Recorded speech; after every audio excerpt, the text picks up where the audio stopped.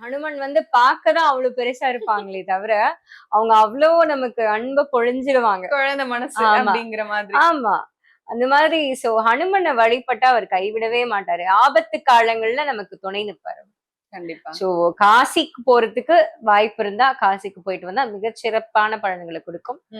அதெல்லாம் முடியல அப்படின்னா பக்கத்துல ஒரு பெருமாள் கோயில்ல ஆஞ்சநேயர் வழிபாடு, வெண்ணெய் காப்பு சாத்துறது, செந்தூரம் வைக்கிறது, இதெல்லாமே வந்து ரொம்ப விசேஷமான பலன்களை விருச்சிக ராசி நேயர்களுக்கு கொடுக்கும். இந்த காலகட்டத்துல விருச்சிக ராசி நேயர்கள் வந்து ரொம்ப க்ளோயிங்கா இருப்பாங்க.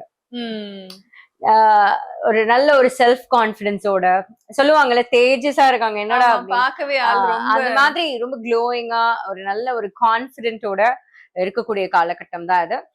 மீடியா, ஆர்ட்ஸ், ஸ்போர்ட்ஸ் இந்த மாதிரி ஃபீல்ட்ல இருக்கிறவங்களுக்கு எல்லாம் பெரிய புகழ் தேடி வரக்கூடிய காலகட்டம் விருச்சிக ராசி நேயர்களுக்கு. ஏன்னா பாக்யஸ்தானத்துல குரு இருக்கிறதுனால இந்த ஃபீல்ட்ல இருக்கிறவங்க எல்லாம் ரொம்ப லைம் லைட்க்கு வரக்கூடிய காலகட்டமா இவ்வளவு நாள் எதிர்பார்த்துட்டு இருந்த லைம் லைட் கிடைக்கும். அதே மாதிரி காலையில ஏர்லி மார்னிங் எந்திரிச்சு ஒரு மெடிடேஷன் பண்றது ரொம்ப நல்ல ஒரு மாற்றத்தை அவங்களுக்குள்ள கொண்டு வரும். கண்டிப்பா விருச்சிக ராசி நேயர்களுக்கு.